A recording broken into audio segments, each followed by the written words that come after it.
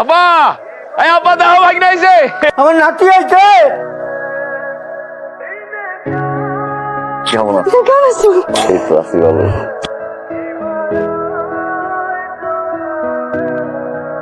কেমন আছিস তুই?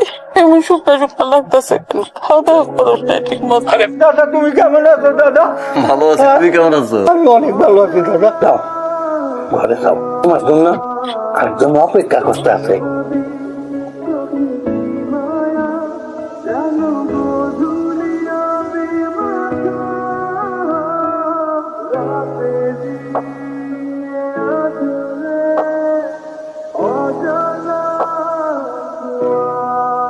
কথা বলবো না না, কেন? আমার ইচ্ছা বিয়ের 7 দিন পর স্বার্থপরের মতো নতুন বউকে রেখে চলে গেছে। খুব প্রমিস করছিল 6 মাস পরে আসবো, আসছে 1 বছর পরে আসছে। এই 1 বছর কিভাবে থাকবে? প্রত্যেকটা দিন আমি তোমাকে অনেক মিস করছি, আর এখন আসছে আমার সাথে কথা বলবো। রাতে ঘুমাইতে পারি নাই, খালি দিন গুনছি কবে তুমি আসবা, কবে তোমাকে আমি একটু দেখবো।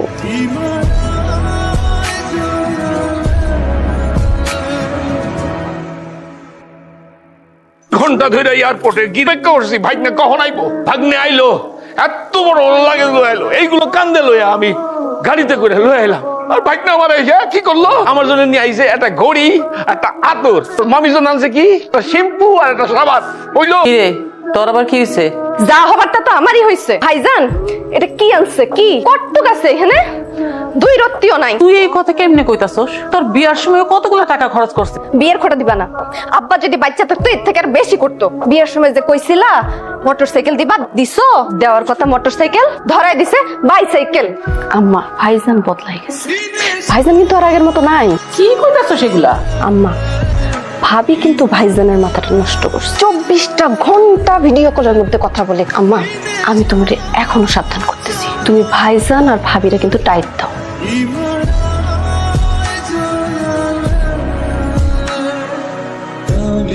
পছন্দ হয় না? কি দরকার ছিল এখন এত দামি উপহার কেনা? বিয়ের সময় বেশি দিতে পারছি, হয়নি, খালি গলায় নিয়ে আসছে। আমি যে ফ্যাক্টরিতে কাজ করি ওইখানে যাওয়ার পথে ডান দিকে একটা গড়ি তো একদিন হুট করে ডিসপ্লেতে এই হাটটার চোখে পড়লো। সাথে সাথে মনে হলো এই হাটটা যদি আমার বউ পরে কেমন লাগবে। পছন্দ হয় না? হয়েছে, এটা আমার জীবনের সব থেকে দামি উপহার। একটা হার আনছে আমার পোলায়, এত শখ কইরা তুমি তো একটু কইরা আমার সামনে আইসা কইতে পারতা যে আপনার পোলায় আমারে হার দিছে, দেখেন তো আমারে কেমন লাগতেছে। কইলে কি আমরা কি নিয়ে নিতাম তোমার হার? তো ওই হারটা নিয়ে ভাবে যাও তো যাও। ভাইজান আমি আজকে চলে যাবো, অনেকদিন তো থাকলাম। তুই বললে 1 মাস থাকবি?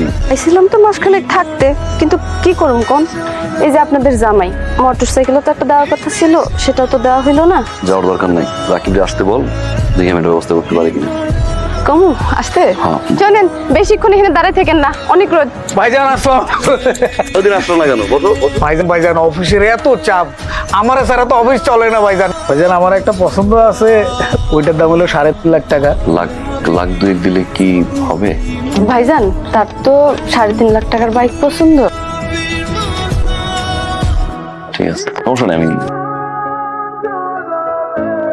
মাসুমের তো একটা ব্যবস্থা করণ দরকার। একটা ব্যবস্থা মানে ও পড়াশোনা করবো, আর কি করবো? ও চাইছিল যে একটা ব্যবসা করতে, তুই যদি একটু সাহায্য করতি তাহলে একটা সুন্দর মতো একটা দোকান দিতে পারতাম। ঠিক আছে মা। তুলি ওরকম বমি হলো কেমন জানি, সারাটা দিন মাথা ঘুরেছিল। আলহামদুলিল্লাহ।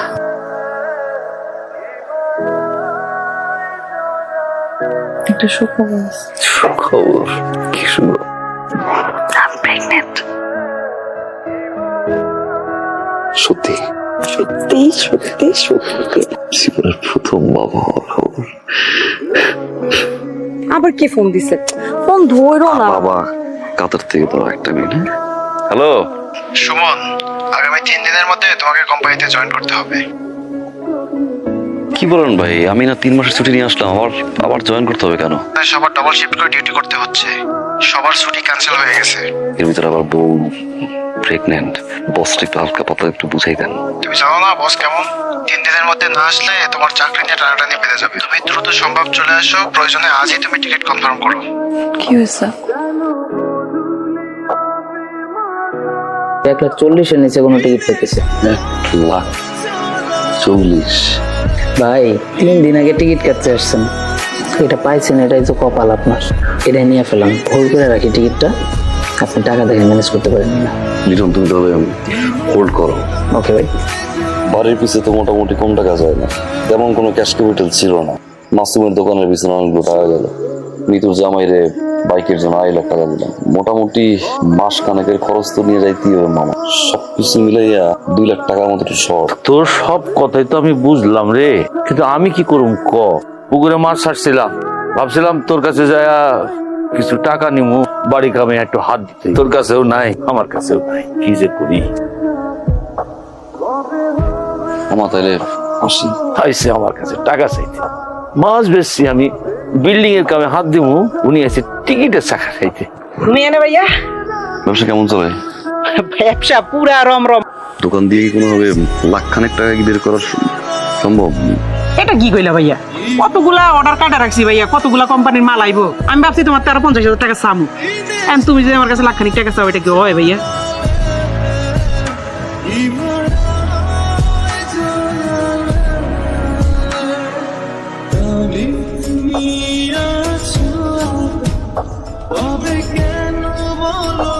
আসসালামু আলাইকুম ভাই। এই তো একদিন আগে কইলেও হয়ে যেত, আমি হুন্ডাটা কিনা ফেলছি। এখন ভাই ভাই মনে কিছু নেই না ভাই। আসসালামু আলাইকুম ভাই।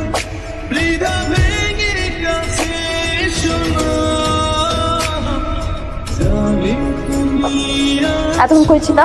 আরে বাবা, তোমার কি বলছি? বলছি না সন্ধ্যার পর কোথাও থাকবা না? আমার ভালো লাগে না, অস্থির লাগে। আমার ভুল হয়ে গেছে। যাও, এবার আমাকে মাফ করে দিও। আচ্ছা শোনো না, তোমার জন্য একটা গিফট আনছি। গিফট? হ্যাঁ, চোখ বন্ধ করো না, চোখ বন্ধ করো।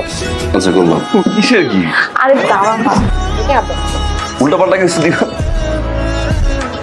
এখানে 2 লাখ টাকা আছে। প্লেনের টিকিট কাটতে যে টাকা লাগবে, ওটার পরে যদি কোনো টাকা থাকে সেটাতে তুমি ওখানে যা খরচ করো।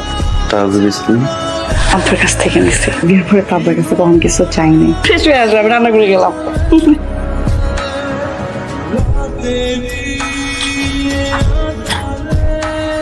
আমার বাক্সটা খালি কেন?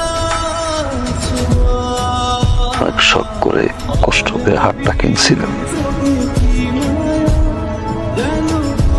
দাদা ভাই, আমি জানি ওই বুকে কত কষ্ট নিয়ে যাইতে, এটা একমাত্র আমি ছাড়া আর কেউ বুঝে না। আমি দোয়া করি আল্লাহ তোমাকে অনেক বড় করুক। আসি। কি এমন হইলো বাজান? এমন তাড়াহুড়া করে চলে যেতেছস, 3 মাসের ছুটি নিয়ে আইলি, আবার এখনই যাইতেছস।